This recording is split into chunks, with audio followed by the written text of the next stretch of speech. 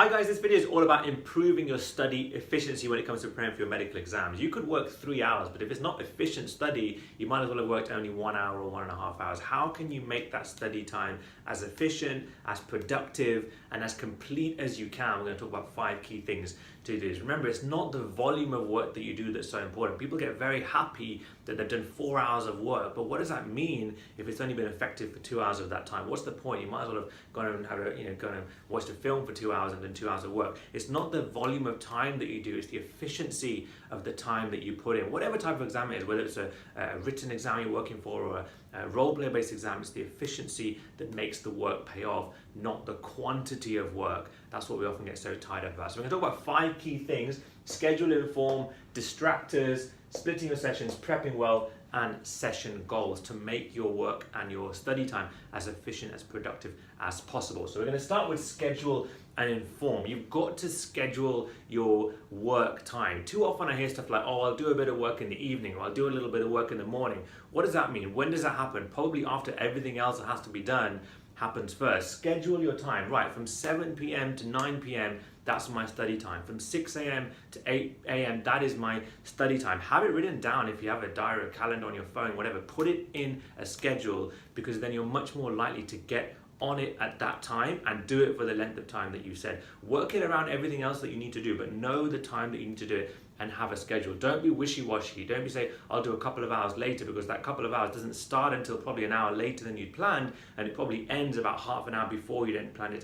So you've lost out on efficiency, not just time, but the productiveness of it is not really efficient as well. So schedule it, make sure you have preset times. And if you're someone who hasn't got lots of distractions and you can do this, schedule a routine time every day. Say like 6 to 8 p.m. every single day is going to be my study time. Again, it just gets your brain ready for that time point. It's difficult sometimes with family, kids, whatever it might be, that's fine. You may not be able to do it for a long period of time, but at least do it on every day and say, this is the day, the time I'm going to do it at this day. Schedule is really important. And inform is really important as well. Like, sometimes you may schedule a time. You may say from 6 to 8 p.m. I'm going to do my work and this is my study time, but other people don't know that. So they will come in and start distracting and getting in the way. You can't blame people because they don't know that that's your scheduled time. Inform people of your schedule time. Family, for example, tell them, look, whatever you want to talk about, whatever you want me to do, tell me before, tell me after, but these 2 hours are mine. This is where I'm going to revise. I need to sit down, I need to do some work, and I need to make it as effective as possible. So schedule number 1, inform number 2. And inform people, if you've got people who are abroad, who ring you, for example, tell them these are the times not to call me, because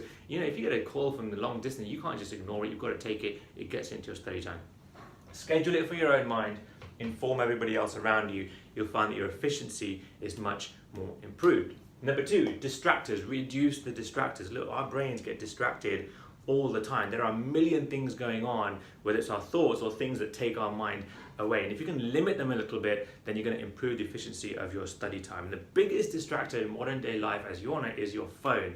Your phones are great. They do everything. I'm recording this video on my phone right now, but it can be a huge distractor. Notifications, pings, emails, text messages, instant messaging, whatever it might be, notifications on social media. There's just so much that drags our attention away.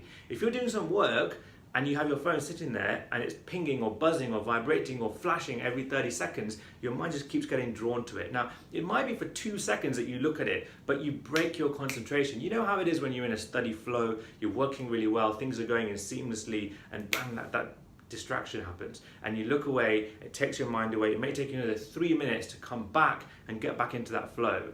Now, if that happens 10 times, only 10 times in 2 hours, that's unusual. It happens much more than that. But if it only happens 10 times in 2 hours, and each time it takes 3 minutes away from your work, that's half an hour of that 2 hours gone. You've lost a quarter of the time that you've set aside to work. So turn your notification. The best thing to do is put your phone away. Look, put your phone away. Don't even look at it. But I know that's very difficult in modern day life. We keep getting drawn towards it. So if you can't put it away for 2 hours, turn your notifications off. Make sure it's not pinging away every 30, 40 seconds, because that will take our distraction away. Even if you don't look at it, it takes the distraction away just seeing that happen. And you start thinking, oh gosh, what could it be? You want to look at it. But if you need to check it, then set time aside. Okay, every half an hour, I'm going to look at my phone. I'm going to reply to everything I need to reply to, look at everything, look at my streams, look at what everyone's doing, fine. But do it at your time. Don't let the phone dictate to you when you go and look at your and notifications. Right? So you can make your work more efficient by planning your own time to look at your phone if you have to keep it next to you. But if you don't get rid of distractors, your efficiency of the work will go down. Again, you'll be happy that you've done the time, I've done 2 hours work, but really how much value was that 2 hours work, and how much attention did you give to the little device sitting here, down here. Of course, there's other distractors as well. One of it comes from informing people not to come and talk to you at that point. But the biggest distractor in modern day life, the phone, you can do something about it. Otherwise, it will take over your study time and your efficiency will go down. So distractors are very important. Where should we go next? Session goals, really important. I'm really, really big on this. Don't just say, I'm going to work for 2 hours. Like, okay, that's great. That's better than not doing any work, of course. But what are you trying to achieve in that 2 hour session? You've got to give yourself a goal, a target. Because if you don't have a target, you don't go as efficiently and as hard in. Like, for example, whether it's questions. So I want to do so many questions in this 2 hour gap. I want to do 150 questions in this 2 hour gap. Or I want to read through this many chapters in this book. I want to do this many topics on the syllabus. Like, have a target. Have what you think is reasonable and then push it a little bit. Push it a little bit above. If your target is low, there's one thing that's probably worse than not having a target or having a low target. Because if you have a low target, something that's actually you get done within an hour, then the rest of that hour you almost think, okay, I've done what I want now. So you let your efficiency drop a little bit because you're happy, you've hit your target. So think about what's a reasonable target and just push it up a little bit. Okay, if you don't reach that point, doesn't matter, like, you've got to give yourself that little bit of a slack, but at least if you push yourself a little bit more, you're likely to make your efficiency go higher because you're going to be working towards that target. Now, if you don't know where you're going, if you don't know where you're walking, you just end up wandering like this and nothing ever gets done. You just go side to side and maybe a little bit forward. If you have a target out here, then you're constantly pushing towards it and your efficiency is going to be improved so much more. So have a goal, make it up yourself. Don't go on other people's goals. Make it your own goal and work towards it. Every session, new goal. Every session, new goal. It may be revising what you did last time. You didn't quite finish this off, start there, fine. But have a goal every time you go into a study session because your efficiency will increase hugely rather than if you're just going to say, I'll do 2 hours of work, but not know what you're going to do in that 2 hours. Prep well, what do I mean by this? You know the things that you like when it comes to your study. For example, if you're going to do a 2 hour session, what's going to happen in that session? You're going to get hungry, you're going to get thirsty.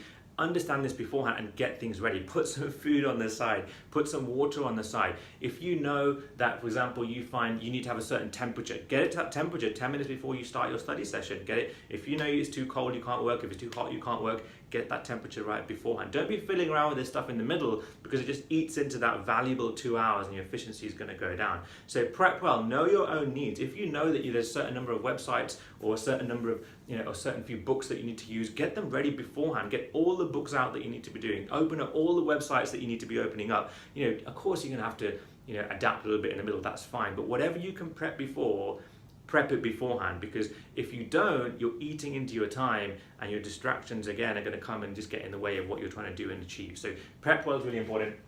No one can do this for you. You know how you study best. No one can tell you what's right for you, but get your environment right, get your mindset right, and get your tools that you need right in front of you so you're ready to make it as efficient as you can. And finally, split the sessions. I think this is a really, really big one.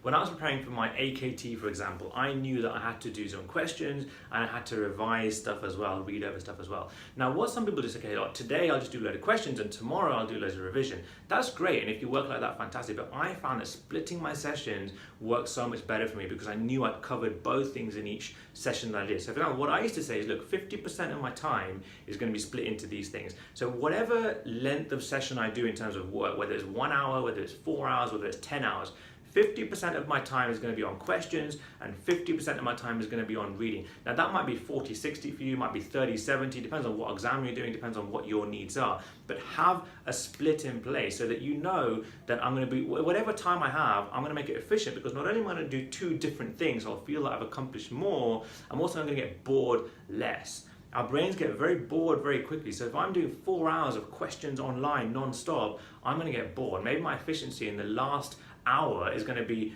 20% compared to 100% when I first started, when I was ready for the session and all prepped.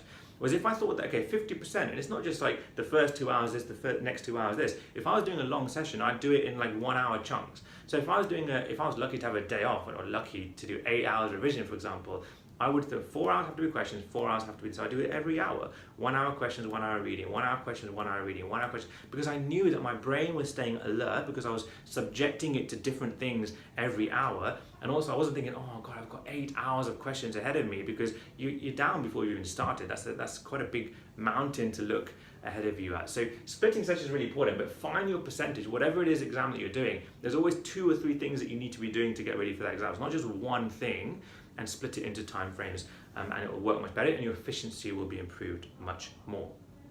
So it's not about the length of time that you study. You may get someone who works for 150 hours for an exam and someone that works for 30 hours in the exam, and the one that works for 30 hours somehow does much better. It's not about the time. We often get driven by how long are we doing, how many questions have we done, how much reading have we done, how many books have we gone through, how many cases have we practiced. It's not about that. It's the efficiency of the time that you do. We live in a busy world. There's work going on, there's life, home stuff going on, lots of things going on, but you've got to make the time that you go to study as efficient as you can so you get the most value out of it. And things like scheduling your time, informing people, cutting down phone distractions in particular, making goals so you go a little bit harder each time, prepping well so things don't get in the way in the middle, and splitting sessions so your brain doesn't get bored goes a long way to improving your efficiency. Hope this helps. Lots more videos like this on our YouTube channel. Have a look, subscribe if you find this kind of stuff useful. Otherwise, can pass, will pass.